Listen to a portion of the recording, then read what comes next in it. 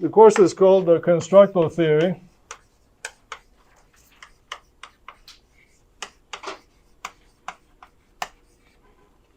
And Design in Nature. This semester I'm teaching a new version of the course. Previously, the course was called Constructal Theory and Design. And over the years, I came to the conclusion that relatively few people got the idea, meaning it sounded like jargon, you see.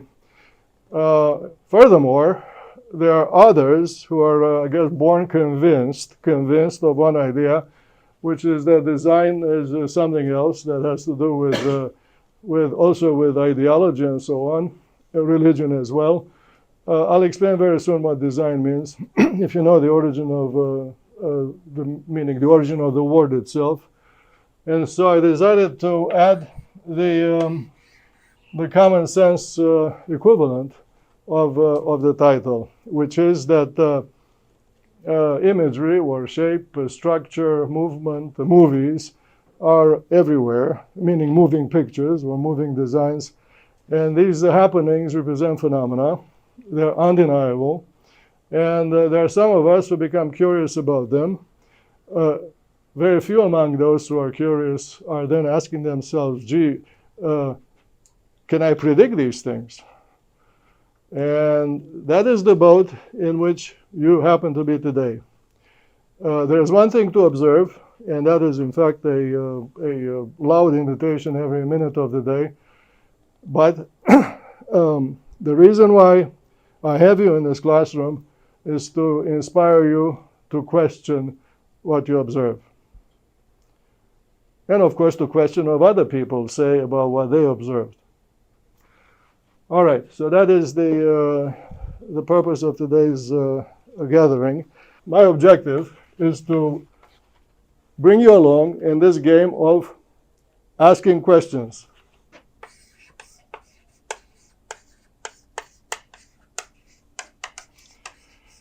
And so the course has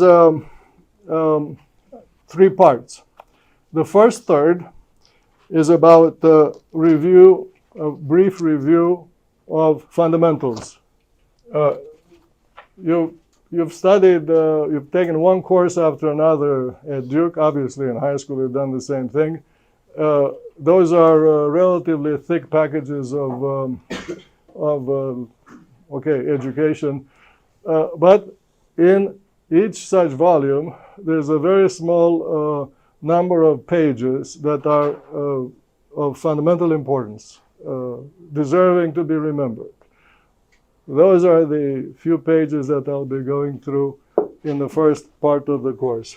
The second part of the course is about design, obviously, everywhere.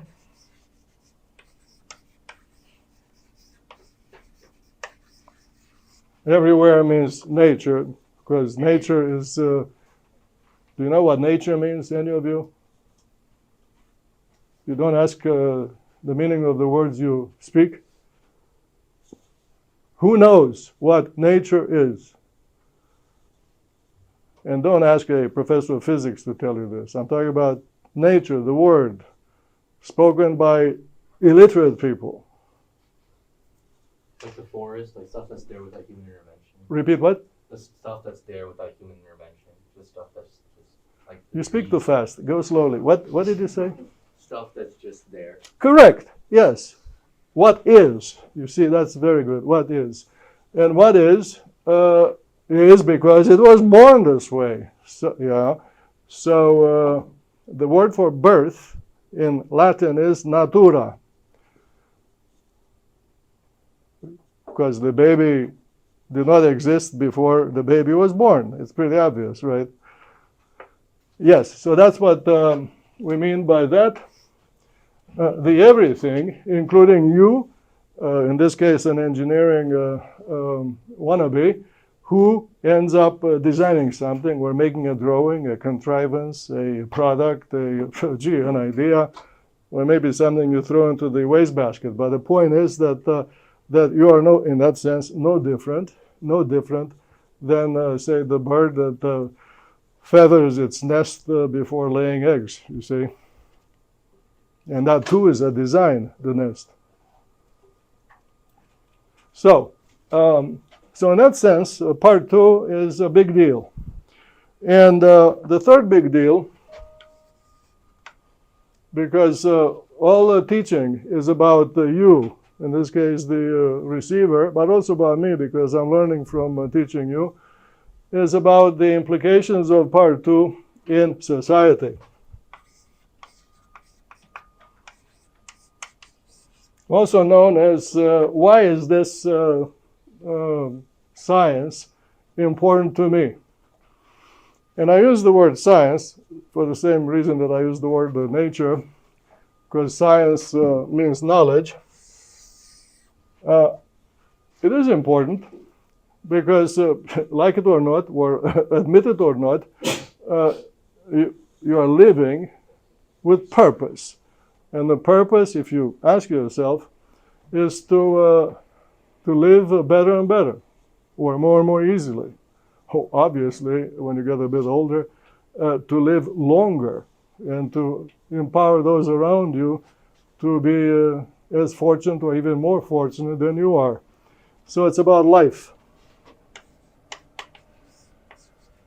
And that is why one of the book titles that I hope you'll be reading is called The Physics of Life. Well, by the way, going back to you who knew the the meaning of the word nature, the Greek word for that is physis, from which physics became the name of this breakaway republic in the 1800s. It used to be called natural sciences. And then in the 1800s, there was the great schism in science between the newly coined label biology and then the other one, physics. And today people think that physics refers to things that are not living, whereas biology is about living systems. Well, that wasn't the way it was until the mid-1800s. And it's a pity that the schism occurred, because today in physics people begin to talk about live matter and whatever, as in my book, The Physics of Life. In biology, people talk about animal design. Yes, as if they're engineers, you see. And engineers, of course, are really, really special because they talk about everything.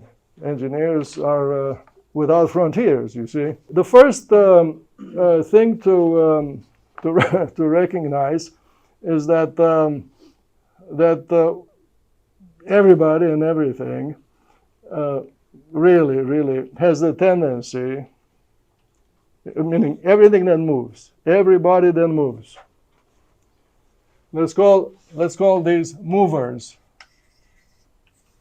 These are, okay, I used to be a very poor student. I was moving furniture on campus. Well, okay, that's one example. But movers in general are bodies that move. Obviously, the animals do that.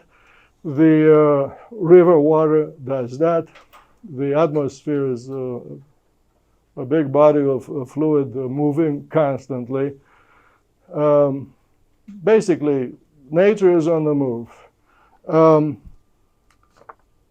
Everything that moves has the tendency to change, to morph, to find easier access for its movement.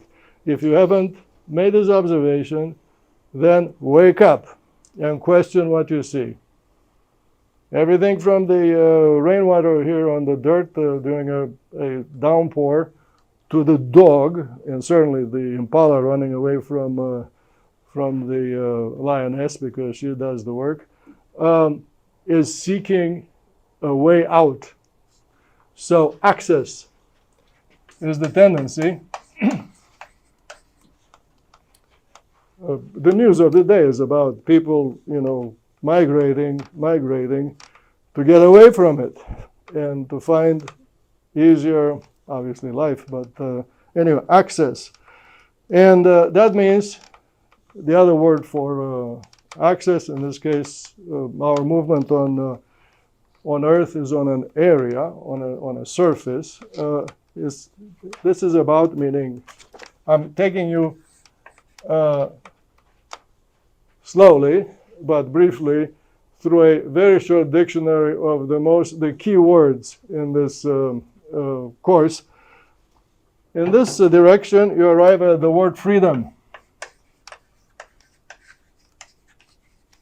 Freedom is a description of features that endow the mover with the ability to make changes.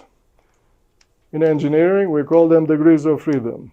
The piston moving in and out of the cylinder of the original heat engine had 1 degree of freedom, which was the position of the piston. It could be in, it could be out, it could be in the middle. So, freedom is physics, and it means features, usually very many features, that endow the mover. The mover is actually, you'll see very soon, an object with configuration called design.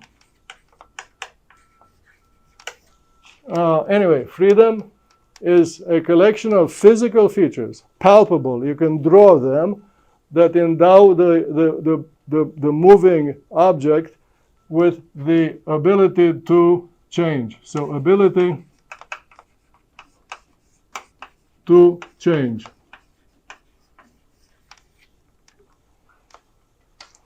Now, if I think about one of the animals you know best, I cannot tell you the number of degrees of freedom that the cat has. It's probably, when I don't know the answer, the name for that number is infinity, you see.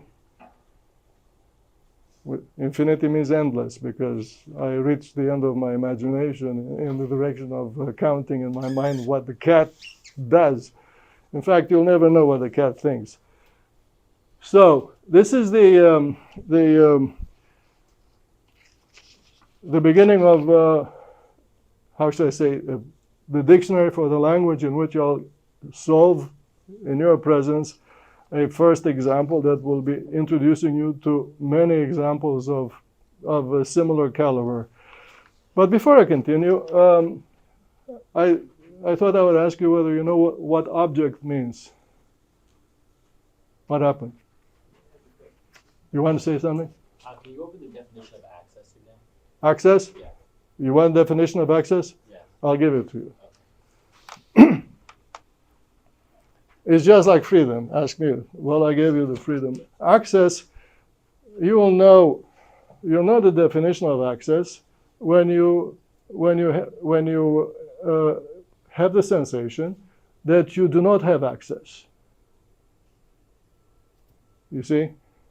I grew up with that feeling throughout my first 20 years, when in a country where there are no passports because it was a communist country, you could not run away. The frontier was with landmines. There were frontier guards. You read about the so-called Iron Curtain.